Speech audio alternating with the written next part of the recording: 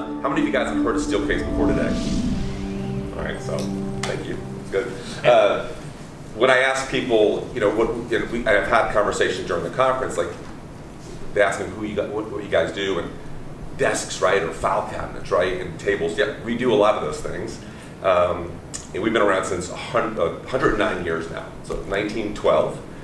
And but we look at ourselves as like a series of like 5 20-year-old companies. And our old CEO, who later became the CEO of Ford, his name is Jim Hackett, used to say, companies don't last, it's ideas that last, right? And so we've had a really good track record of coming up with the next thing that sort of led us for over the next 20 years. Because let's face it, work has evolved, technology has evolved, worker expectations about work has evolved, and that couldn't be truer than today, right? There's so much conversation about work. I've been with the company in my 23rd year. I worked for a startup in Palo Alto prior to this, and I was an Army officer before that, so I've had kind of an eclectic career. But I love this company because it is entrepreneurial, even though it's a fairly large company, right? We're one of the larger office furniture manufacturers in the world. But I love the fact they're always trying to focus on what's next, and that's absolutely right. It's because we do a lot of primary research, and we do a lot of collaboration with other companies. We've talked to now, I think it's actually a little higher, 52,000 people since March of 2020, either through roundtables, webinars, personal engagements, really trying to figure out what is in the minds of workers, right? How ultimately that might manifest itself into something about the workplace, wherever that might be, right? So I'm not here to say office is king, right? I just know that work is changing. I also know that the office isn't going anywhere. Thankfully, I've got some kids who need to go to college still, so that's a good thing. I just read a report in New York City, for example, leasing office demand is at 97% of pre-pandemic levels. In some cities, it's already at 100%. Google just spent $2.1 billion on an office building in New York. So that's a good thing. But the nature of work, the work experience actually is changing. Right? And that means something different for every organization, whether you're small, whether you're large, and we just try to help figure that out. Some research that we did during the pandemic was with MIT. So we worked with Dr. Lydia Baruba, and she is with the MIT Fluid Dynamics and Disease Transmission Group at MIT, trying to figure out, are there applications for furniture, are there characteristics of furniture, space planning characteristics that actually might mitigate virus transmission. So that work, I think, is still ongoing, and we're about to introduce some things around that. Materiality, what types of materials, so a lot of interesting discussion around work. And for me, this is someone said this yesterday, and I think it's absolutely true. These are tumultuous times, but they're also exciting times. Right? I won't even go, I could have another hour on supply chain and how that's affecting us, but those 500,000 containers off the coast of California, we do have little parts in there that we need to build to finalize our stuff.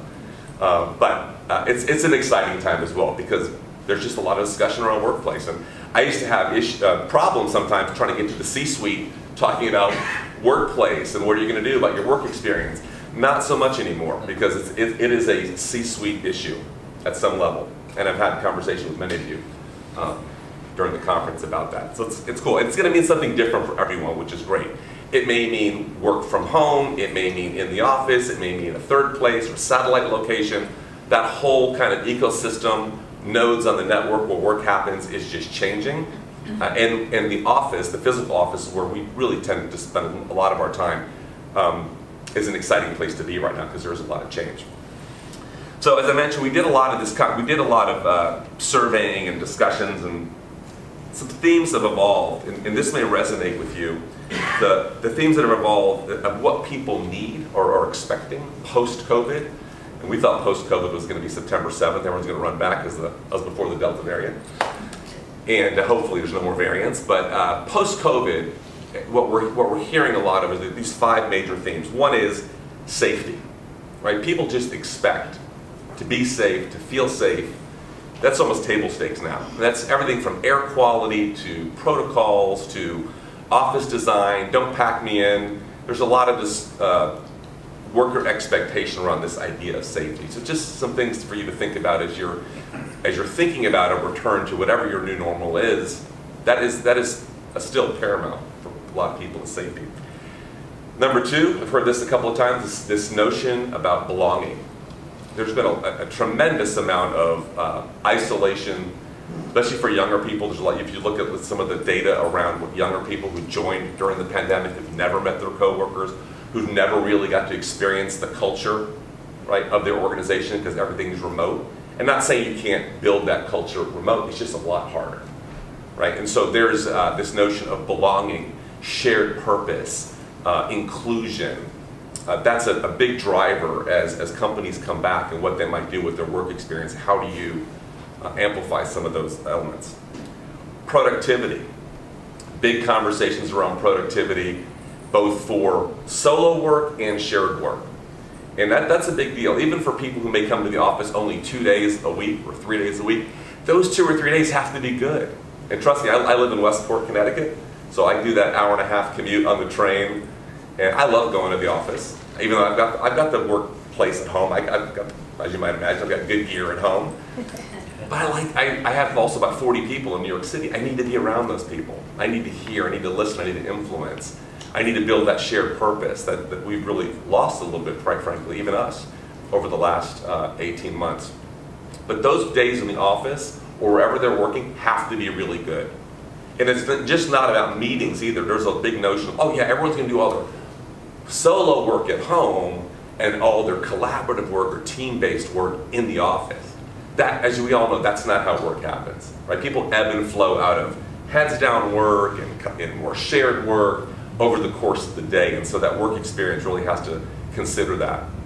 And kind of a planning paradigm that's emerging, right, is we're getting away, thankfully, out of the kind of ice cube trays, 6-packs, rows of benches, rows of cubicles, more of efficiency based into how do I plan a work experience, an office design that really allows people to do great heads-down work, have great in-person experiences with other colleagues, learning, socializing, which, you know, prior to the pandemic, if you said you had a great social spaces at your work, that was foreign for a lot of companies.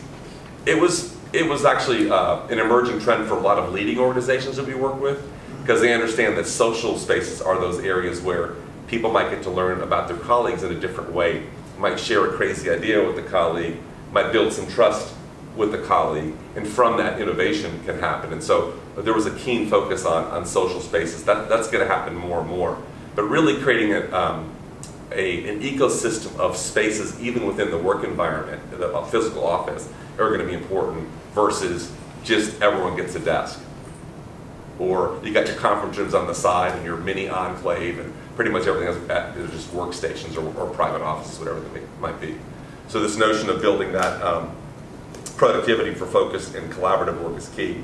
Comfort, it sort of speaks to that too. Physical, cognitive, emotional comfort. A lot of, you know, whether it's biophilia, whether it's bringing in, I hate this term, but it does make the point, resomercial, right? This idea of like, it feels more like a, and we're doing a lot of work with West Elm on this and doing some of their work collection, but how do you create more of a home-based feel, but in a commercial setting, in a contract setting? There's actually good reasons for that around physical, cognitive, and emotional well-being. And then lastly is control. Workers will expect a level of control over how they work, where they work. Right now, there's a lot of leaders, I think, are nervous about that. It's like, you know, they want their people back, but they're very nervous to say, everyone come back, because they're afraid they're going to lose people. Because people are, right now, it's a buyer's market, if you're an employee, let's face it. They're going to make decisions about who they work for if you don't trust me, to treat me like an adult. If I need to work from home, if I need to come in later, I need that level of control over my work experience. And that's just going to be table stakes going forward. And so the idea of offering more choice and control for people is just going to be more and more common. And believe it or not, pre-pandemic, that wasn't the case. There were organizations, and again, I love it up here, by the way, but if you go to New York City and you ask someone to slog it in 5 days a week on a 2-hour commute, to have a bad day at work, or just like, I could have done this at home, it's not going to be acceptable for most organizations, for most people. So The trends that we're seeing coming out of this are hybrid is here, definitely. Who's heard of hybrid? Just kidding. Yeah, it's here. It's definitely here. What that means is going to be different for every organization. It's kind of interesting to kind of see the different approaches. I was working with a large company in New Jersey, and they said, "Yep, these people will come in on Tuesdays and Thursdays. These people will come." No one wanted to work on Mondays and Fridays, by the way. Shocking. But Tuesday, Wednesday, and Thursday, we're good. No Mondays and Fridays. So that's a whole other thing that's sort of popping up. But I said, well, what happens if they need to come into the office on? They can't.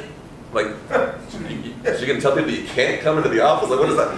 Well, we're figuring it out. That's, you know, there's just a lot of nonsense around this idea of hybrid that I think organizations are going to have to figure out what that means. I personally think it means more just choice and control and flexibility, right? Just allow people. And by the way, if you surveyed most organizations prior to the pandemic, rare that you saw 100% occupancy in office buildings.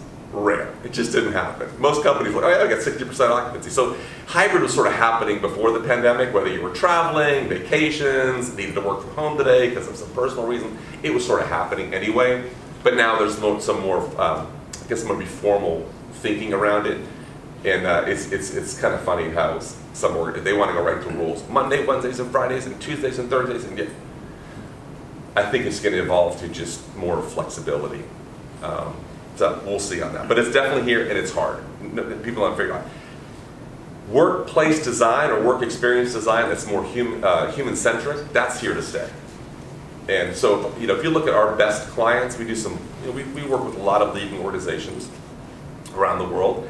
And, you know, the best clients really have real estate teams that are made up of HR, IT, and real estate or facilities. It's not just real estate facilities. When I joined the company a long time ago, it was more facilities. It was like, we have 500 people or 50 people, and we've got this much space, plan it out, put them in, and HR was never involved in that. And that's not happening now. It's more of a human-centric piece, because it's, Charlie's great. Culture is key. Culture is key. In fact, I love the saying, culture eats strategy for breakfast. It's absolutely true. And we would say, how do you live your culture without living in your culture, right? So we definitely believe that workplace design and thinking and work experience design can impact culture in a very positive way. So, but it's going to be more human-centric, and that's a good thing. We need chief people officers, chief talent officers, HR involved in the thinking around workplace. Otherwise, it's, you know, you've got the artifacts, but you don't have all the stuff that goes with it. And let's see, rise in collaborative spaces. So I definitely think whether it's in open plan or in behind closed doors, supporting more collaborative experience, because just work is collaborative in you know, by and large. It always has been, but most organizations didn't really think about it that way, right? You had your desks or your private offices, and then when meetings had to happen, it had to happen in that space. They weren't really optimized for that. So we definitely see clients now like taking out rows of their individual settings and putting in more collaborative settings. Open plan, closed plan, bringing in technology. We're doing some interesting work with Microsoft. We designed this thing called a Roam Cart for them. So they have the Surface Hub, 55-inch Surface Hub, and they've got the 85-inch. But those things just don't go on walls. They actually go on mobile carts that can be moved around quite easily and actually can work off batteries for a couple of hours. So you can create these amazing collaborative settings anywhere in your work in your office. And I'll get to my last point around. Oh, also unassigned spaces is big, right? You know, we're doing a lot with co-working companies, and also some organizations are sort of creating co-working philosophies and strategies within their own company. So it's unassigned desking. It's booking on demand, and so those types of things in their own organization. So those are trends that we see emerging. So if you're going to make a bet on something, if you're going to like change something about your workplace, I definitely would look at creating better collaborative experiences for people. Make your spaces destinations. So it's not like, I'm working from home today and I got to go in tomorrow. When they go in tomorrow, it's going to be the same thing they saw in 2019 or February of 2020, right? Do something a little bit different there. It doesn't have to cost a lot of money, but do something that maybe is a better team experience that people actually may want to go to, a destination. And I think that people will vote with their feet and want to go there.